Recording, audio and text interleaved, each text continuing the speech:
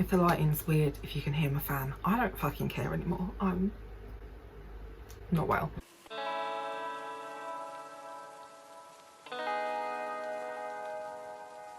Hey pals, it is me again, Artie, they them pronouns. I felt really great yesterday and then I went on a walk and overdid it and now I feel kind of shitty again, so trying to fumble my way through a video because I haven't filmed one this week. I don't know, I'm struggling for what I want to be talking about and posting at the moment. It's not that I don't have ideas, I always have many ideas because the ADHD and the autism, you know, but like I think a lot of my brain space is occupied by world being the worst. Everything sucks. I wanted to finally film this video of books that healed my inner child. These are just specific to me, but you know, maybe if you've dealt with some of the some similar things to what I've experienced, then maybe you'll enjoy these books too and they'll help you heal your inner child.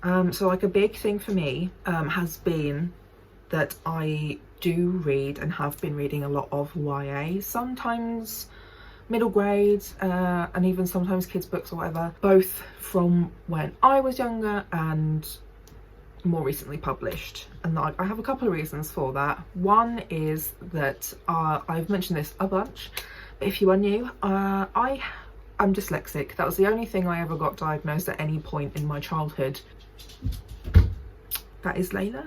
She's come to listen to the podcast, my biggest fan. And even when I was diagnosed with that, I got next to no help anyway, so that was fun. We had to do a lot of things privately and outside of school to catch me up in things like maths and English. So I did not read myself for a really long time.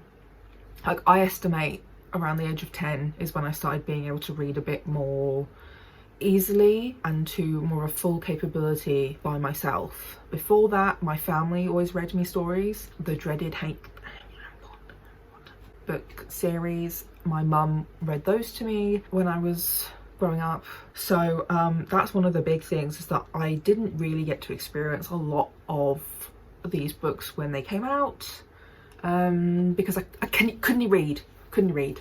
And also with a lot of other things I was dealing with, the books I was or did read were kind of books that I used to then inform my autistic masking. So the books I did read were things like Mediator, some Jacqueline Wilson books, can't remember anything about any of those. The Georgia Nixon series, you know, Angus Thongs and Full Frontal Snogging, by Louise Renison, and her like kind of spin-off other series, Who Was the Cousin of Georgia, you know, Wuthering Heights and other things about performing arts, holiday away kind of things, summer camps. Oh, and Twilight.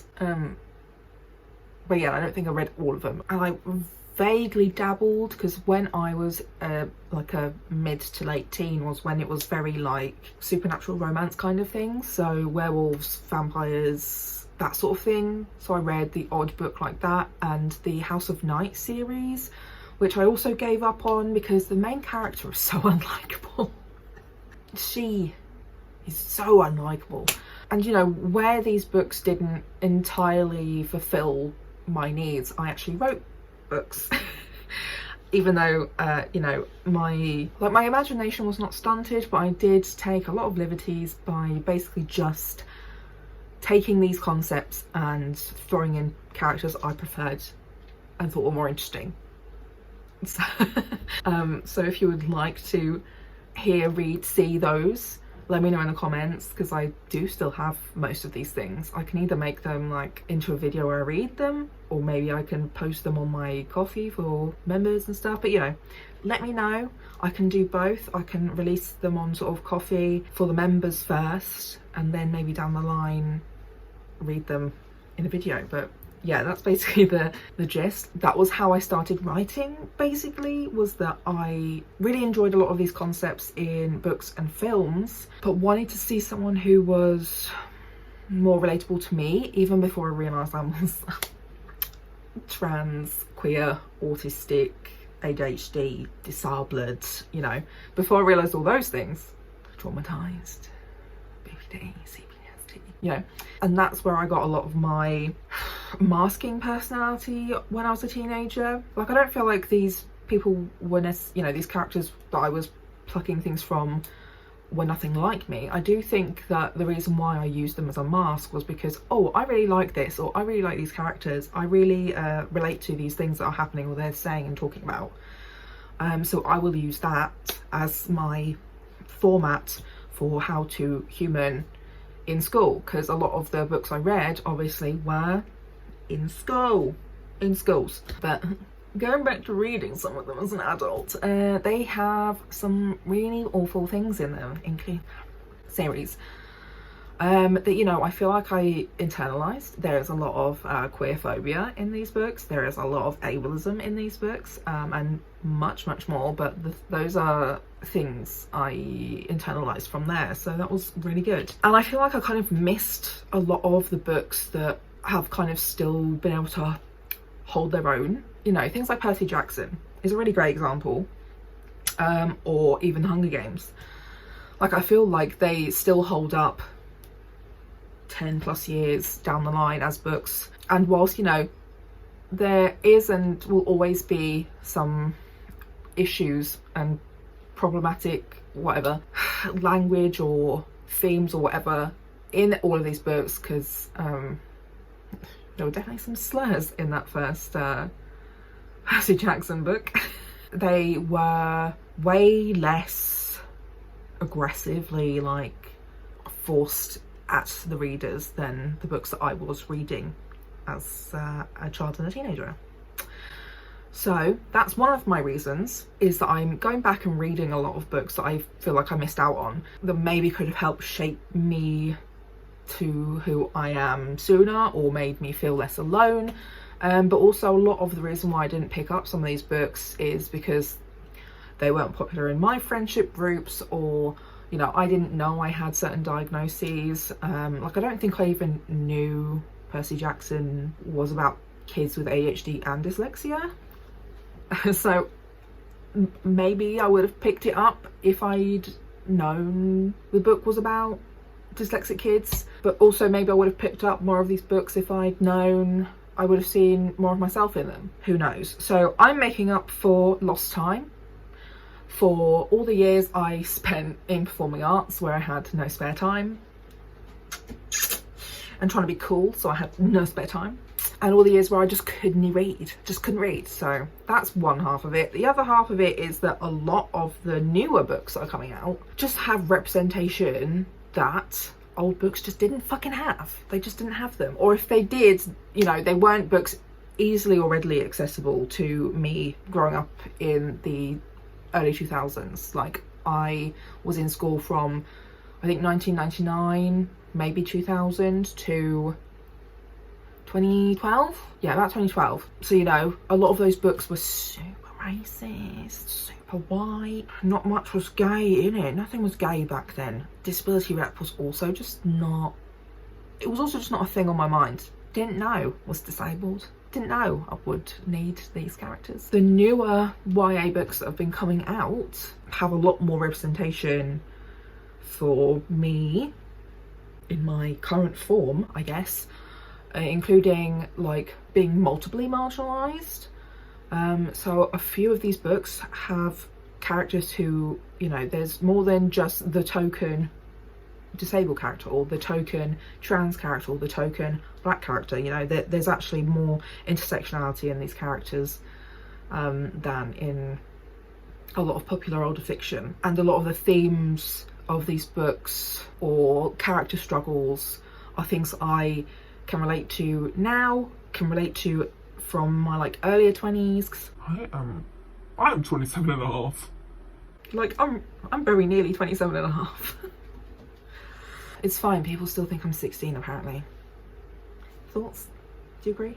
I don't.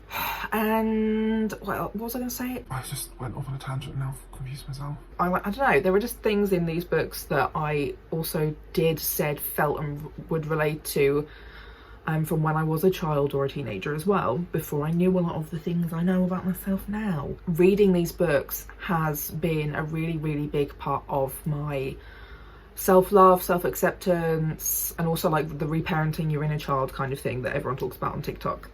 I've been doing that for a while, but you know, and healing some of these wounds that I have, because the world fucking sucks again. But obviously I've been with my therapist now for nearly 2 years. We're getting to around 2-year mark.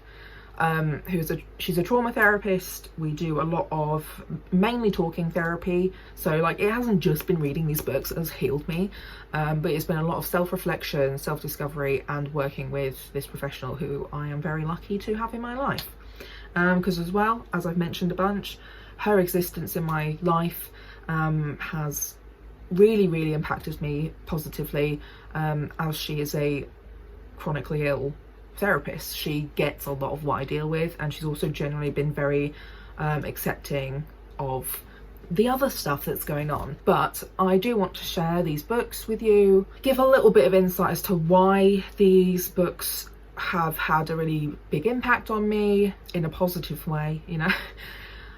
They might seem a bit weird because some of the books, like the plot is, you know, not exactly uplifting or like normal, but you know, or contemporary, I suppose. It's the characters that have particularly helped me. So maybe some of you out there who are multiply disabled, multiply marginalised, queer, trans, what the fuck ever, and a lot of the books I particularly enjoyed are by and about people of colour. So even if you are not white, you might find some of these books are really good for you too, because they'll have that layer for you that I can't relate to, that might be particularly extra beneficial for you if it comes to like childhood healing, blah blah blah, you know, that sort of thing. So I've been talking shit for 16 minutes, so I'll get started. The first book I'm going to mention is the one that I've just finished recently, which is the Black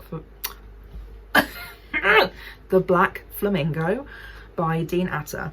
I met Dean actually at a charity fundraiser for LGBT Switchboard, God, back in 2011, no, Mood, mentally ill, 2017, 2018, something like that. And that's sort of when I first became aware of him as a writer and a poet. Basically, the things that I really related to in this story, there were some moments when the main character, Michael, is younger that just really felt...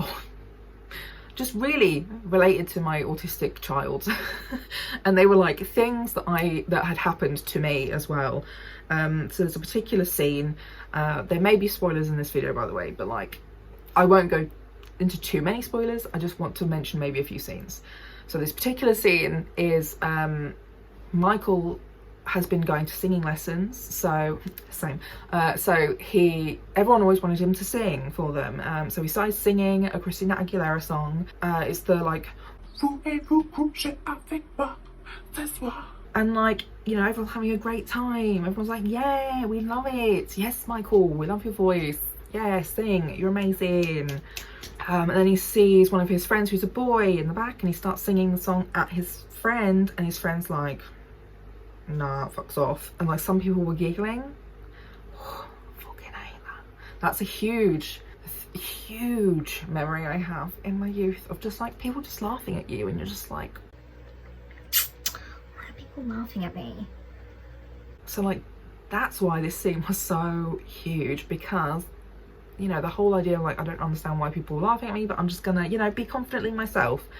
And then when it's all over and done with, his friend, I think it was Daisy, might have been somebody else, was like, do you know what the words in French were or mean in that song? And he was like, no. And she told him that it was about sex.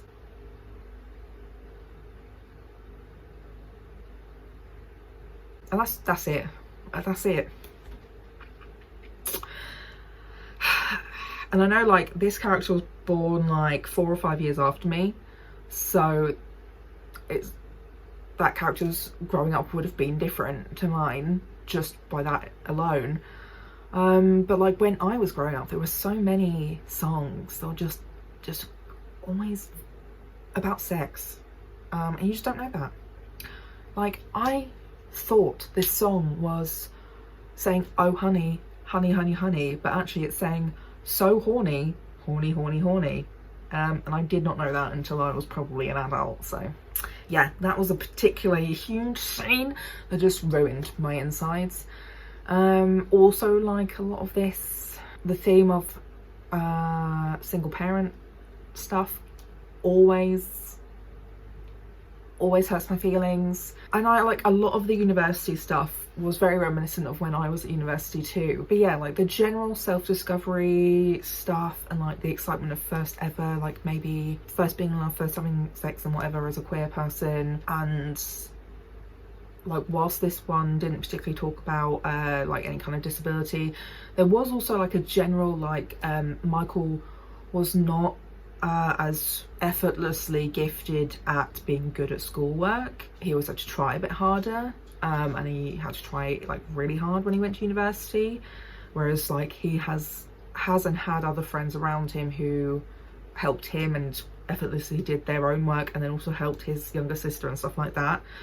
So that particularly felt something in me. But also I did dress up in drag once. I dressed as a drag king, and it was so fun, you know, and I could really relate to some of those aspects of like performance and drag, and you know, is this really drag or is this just an extension of myself sort of vibe. So high key, I read that in I'm gonna say a day, because I devoured like 80% of that book in a day. Another one on my list is Even If We Break by Marieke Nijkamp, if I remember correctly.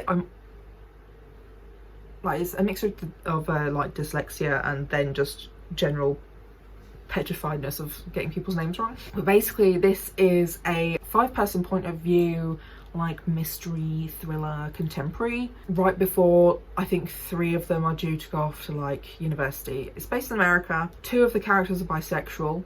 One of the bisexual characters is an autistic woman who's also got a physical injury, so physical disability. And then there is a trans man who has some kind of like collagen joints hypermobility kind of condition, and he uses crutches and stuff.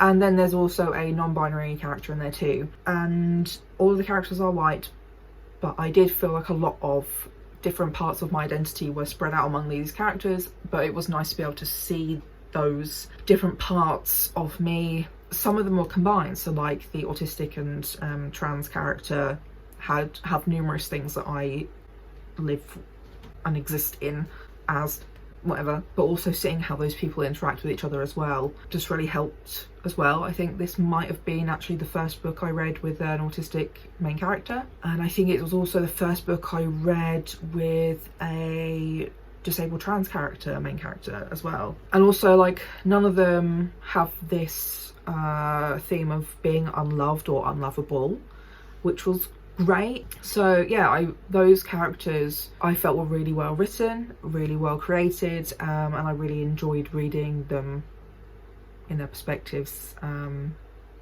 relating a lot to their experiences. So another book on this list is Felix Ever After by Kaysen Callender. This book was very much about being too many marginalizations to be loved. Like that was the theme of this main character's like journey and experiences and self thoughts, reflections or beliefs, and that's been a really big one for me. So like my experience of having or existing in multiple different marginalized spaces, groups, communities, you know, whilst I have one relationship with myself of like, yeah, I love me, I feel like the most authentic self I've ever been, and also I'm open that things may change down the line or I may discover new things, which a lot of this book is about as well, is that they are continuing to explore and understand their own personal relationship with their gender. They seem to very much be proud of who they are and who they have become, and happy that they've been able to reach that place. That's how I feel about myself too. But then there's the other side of things of like, you know, if you do want relationships in general, it's not just romantic ones, but like including friendships or like familial relationships, it does have an impact on those things. And like, it seemed that the main character Felix was kind of more like fluid in sexuality, that like he didn't specifically only like one gender or whatever. And I'm the same way, but that doesn't mean the other way around is true. And the more layers you put on your identity, the more barriers that builds to friendships, family relationships, as well as romantic or sexual relationships. Because it's one thing to be queer, it's one thing to be multi-gender attracted, it's another thing when you start to physically present a certain way. It's also then another thing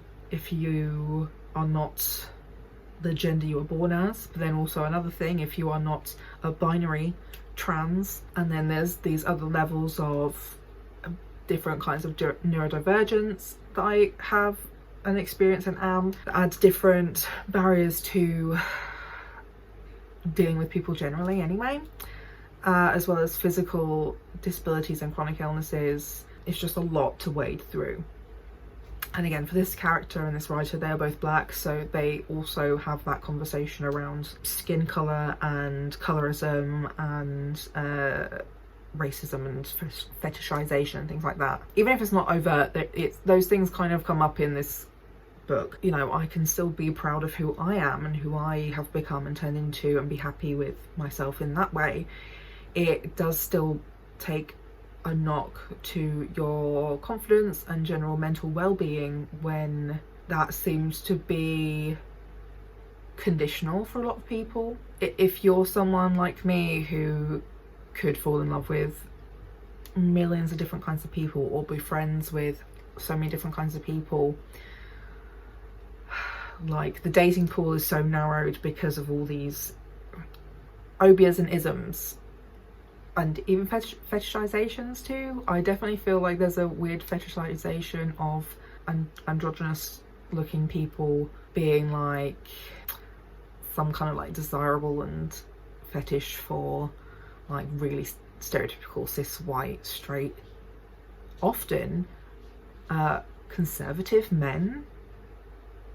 But yeah, things like being non-binary and not being seen as that, and being seen as woman light sort of vibes, or AFAB only, or being multi-gender attracted and being told by queer people that I'm dirty or disgusting because I'm multi-gender attracted and have been with multiple kind of like different genders and stuff like that.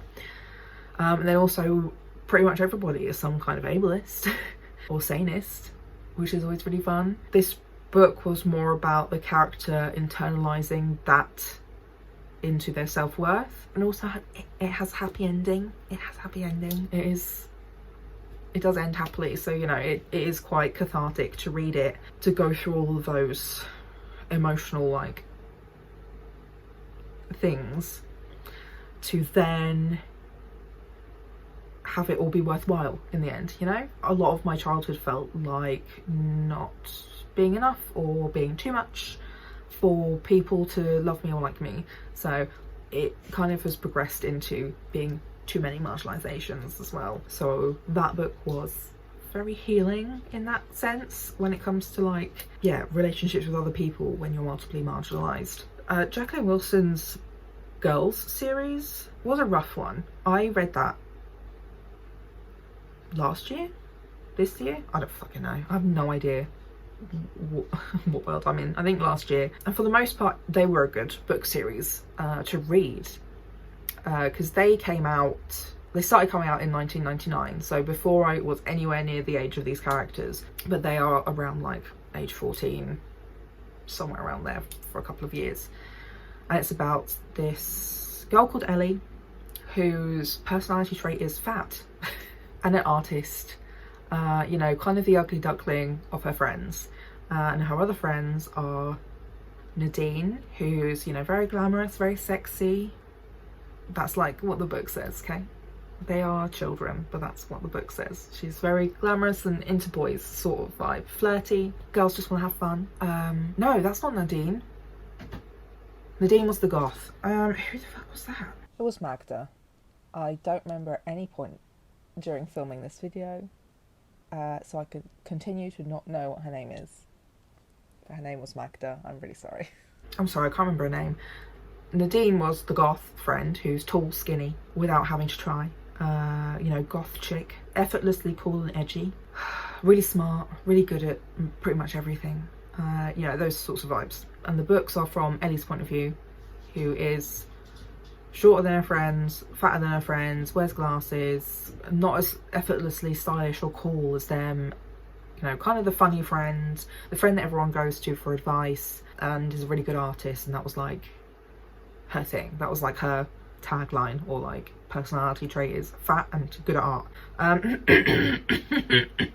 Again, if you're new here, hi. I was only good at art because I was not good at school, and I was also fat, and I've been wearing glasses for quite a long time now. I think I probably started wearing them at age 9 or 10. Yeah, the books were good and bad for many reasons. They definitely approached a lot of difficult topics, including things like grooming, eating disorders, you know, comparing yourself to other people, family problems, also the grief of losing a parent. Can't relate to that. But you know, I feel like it was really cool and important that that was a whole thing. And yeah, being kind of the dorky, funny friend who just wanted to get a boyfriend, which was like a whole thing when I was growing up, is that pretty much every girl just wanted a boyfriend. Just wanted someone, like, you know, wanted boys to like them. But yeah, so that was, they were very, very relatable to me. For like a lot of the experiences I went through were very similar to Ellie, the main character, and a lot of my friends were similar to Nadine, and who did get into really bad situations with grown men. Luckily I did not, but you know, those were things that were experiences of mine. Always trying to look older, act older, get into older places, drinking alcohol, blah blah blah, being cool, going to parties, that sort of shit. I thought it was pretty great until the last book and how it ended. So I am going to spoil it because this is a really old book series. But basically, in the last book, Ellie finally gets like a proper boyfriend, like a serious boyfriend, one that lives nearby, who she sees all the time. And he's like a gaslighty manipulator, and I'm like, oh, fantastic. We're going to have a lesson about gaslighting and manipulating from teenage boys, because he was also like a couple of years older than her still. Like, it was still kind of a little bit of a weird age gap. He was like, you know, super typical toxic boy bullshit of like anything, I don't know about now, but anything like 2012 and prior. So yeah, I was like, sick, amazing. We're gonna have a book. I'm gonna have a book that I can recommend to people, or say to people, has a really good commentary on abusive, manipulative, gaslighting boyfriends, like as in from teenagers.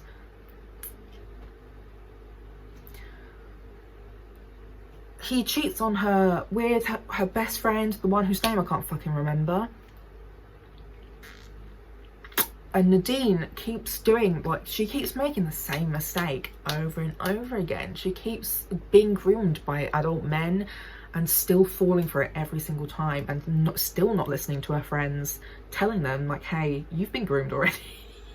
Sorry, this is not funny, but it is. It's funny because they're not real people. So like, you know, in some aspects I'm like, yeah, really great material. The characters are believable teenagers. I could relate to these characters with my teenage self, but sometimes you're just like, surely you would have learned by now. So yeah, he cheats on her at a party that she was at. She drank too much and passed out, and they just like started making out. And like, obviously, like, kissing is also very different to like having sex, but this is also like with a bunch of characters who have not had sex yet. Like, sex was not a thing that any of them wanted to do or were ready for. That was another big theme of these books, which, good. And she's really mad at both of them, obviously, when she finds out Nadine knew. But this is the other thing, Nadine knew? Nadine knew, and just kept it to her fucking self. Like, she just left the party. Ellie literally tripped over her boyfriend and her best friend snogging on the stairs, and Nadine like was like, "Nah, I'm out. Bye. I don't like it here. Bye." And then she trips over these two. So like, everybody needs to go in the bin.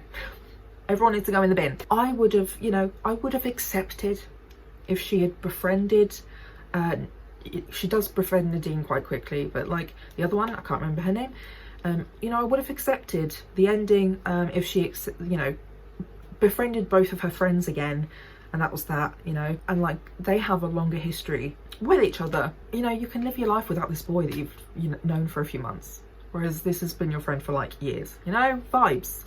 Although personally, I would have just not spoken to any of them ever again. But no, she forgave all of them. I was so angry. So angry! So like, whilst these books were really, really good, because they were like genuinely triggering fight or flight responses in me. Like, it was really realistic. Like, it was really good. But considering these books were so on it with teaching lessons that most books never wanted to, never would, and still don't really want to teach. Such a cop out. It was such a cop out. I was just so angry.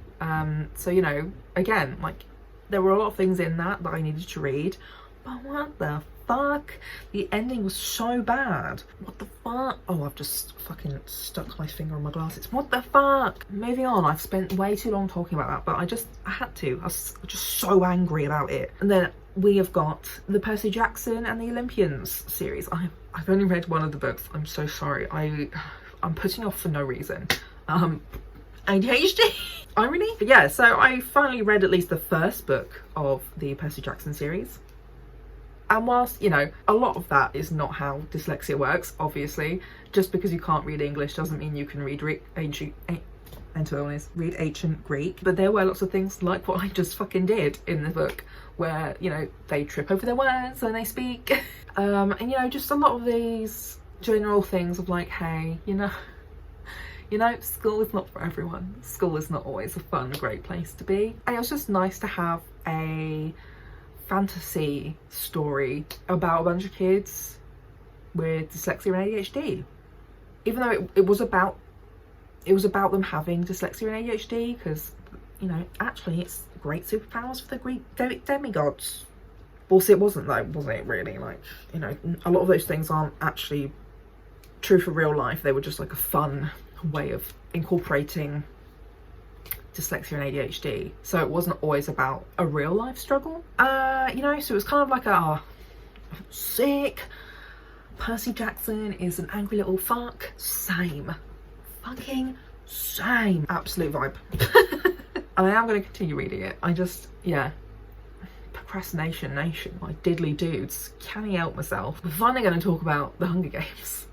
I've also only read the first 2 books, because Procrastination Nation. There's something about, like, I've watched the film, so I know generally what happens, but there's definitely something about book series and TV series where I really struggle to watch the last series or read the last of the books and all that sort of shit, especially when it's a series I've really enjoyed, because, like, I don't want to be alone.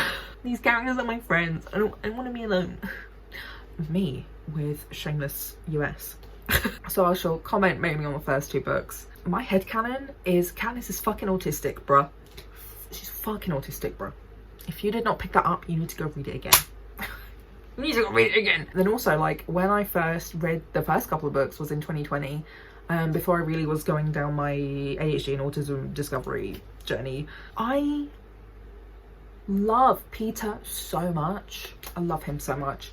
And I felt very, again, I have this thing where I tend to relate very much to both the love interest and the main character. However, I managed to hurt my foot when I'm sitting down. Hello. I have this thing where I relate to both the main character, protag, and the love interest.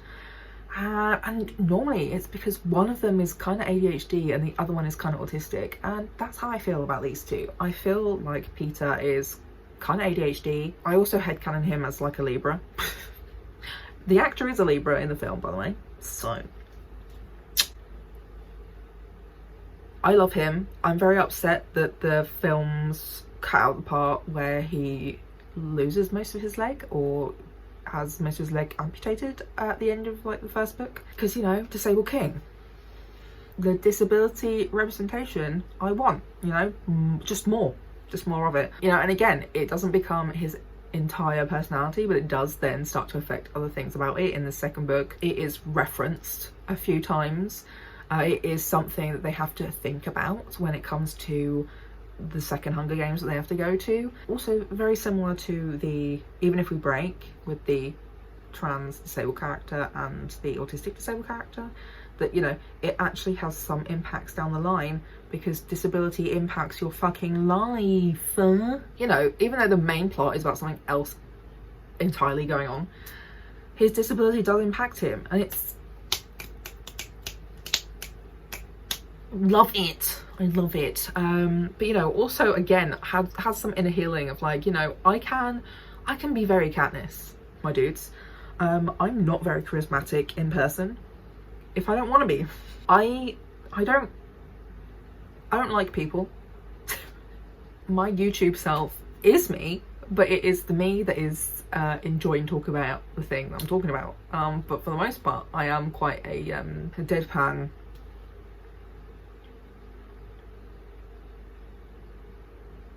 I don't talk very much.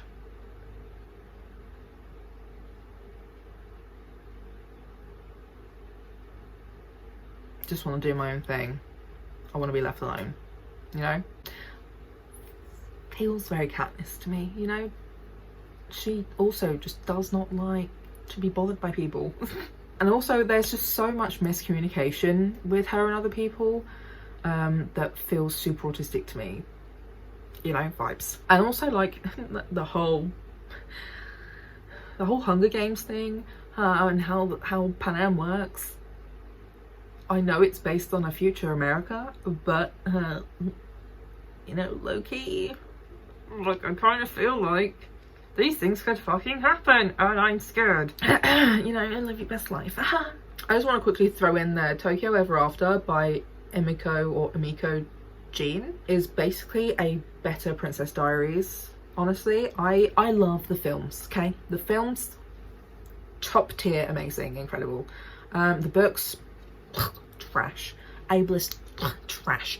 So, you know, if you want a cute Princess Diaries kind of vibe, but way more inclusive and nicer, I recommend Tokyo Ever After. That was healing what rereading the old Princess Diaries tore apart in me, so just wanted to throw that one in there. The Dream Team is a series, Jazz Santos versus the World by Priscilla Mante? I don't know. Middle grade book. The author and the main character are both black women. The main character is actually a black girl. She's like a child. I don't know why I call them both women, but okay. There's a huge thing about how she really wants to do football, but people won't let her because she's a girl, and it feels very ADHD to me. And she gets in trouble a lot in her ballet lessons because she's, I don't know what it is. Teachers just always like picking on her, and I'm like, fuck me up, bro. Same. Like, I just feel like a lot of my school years was teachers telling me off for stuff that I didn't do, or stuff I didn't do wrong or wasn't wrong. They just didn't like that. They didn't like the autistic logic, my dude.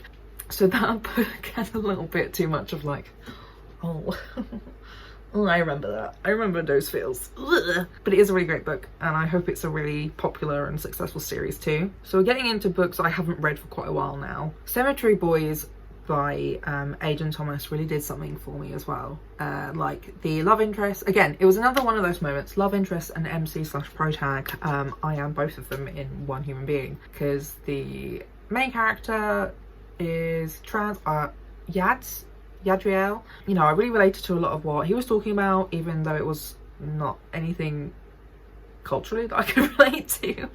But you know, the trans stuff I could relate to.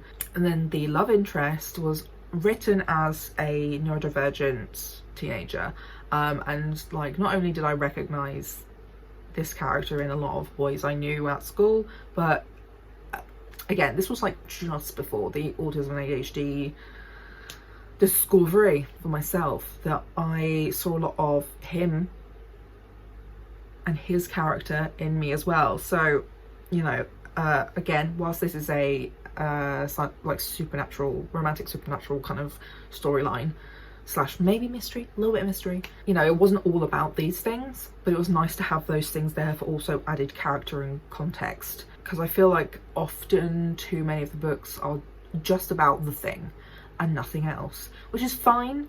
I would just also like to read books that are just kind of about something, but also the characters are disabled or trans and, you know, those sorts of things.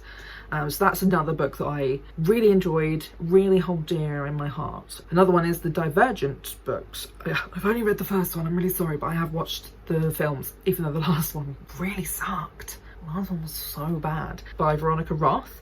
You know, Divergent, neurodivergent, not fitting in to society categories. Do I need to say any more? No, that's all I'm going to give you. That, to me, I was just like, oh. Felt that really hard. Eventually down my list of read books, we finally get to Leah on the Offbeat. I've talked about this book a bunch in the past because it was one of the earlier reads I've had that was more on the diverse side and things that I could personally relate to and experience. Fat, bi, teen girl, single mum, not as rich as the rest of my mates seem to be. That's it. I'm not going to say anymore. I've probably said a lot of what I would say anyway. But yeah, I feel like that book was really beneficial for me. You know, it's a very simple YA contemporary book. But you know, really bangs the nail on the head. And it's also I really enjoyed that the love interest is also a bi woman. You know, I feel like a lot of stories maybe are on the side of the queer love interest has to be gay or lesbian. Where are the bi romances? You know, I just want more bis, which also happened in Even If We Break. The two bis did date and wanted to date again kind of vibes. So I always love a good bi vibe, because back in sort of the Felix Ever After conversation I had earlier, I sometimes feel like the only way I would be in a relationship with someone who could understand but also respect me for who I am is that I'm dating another bi or multi-gender attracted person, regardless of if they're cis or disabled or whatever. Like, I feel like my baseline has to be of like, hey, you've got to be like multi-gender attracted or like vaguely fluid, you know? That's how I personally feel. Like, I think to get a beneficial relationship for me with all of my layers, I definitely need someone who is also bi. There we go. This is a fucking long video. I'm so sorry.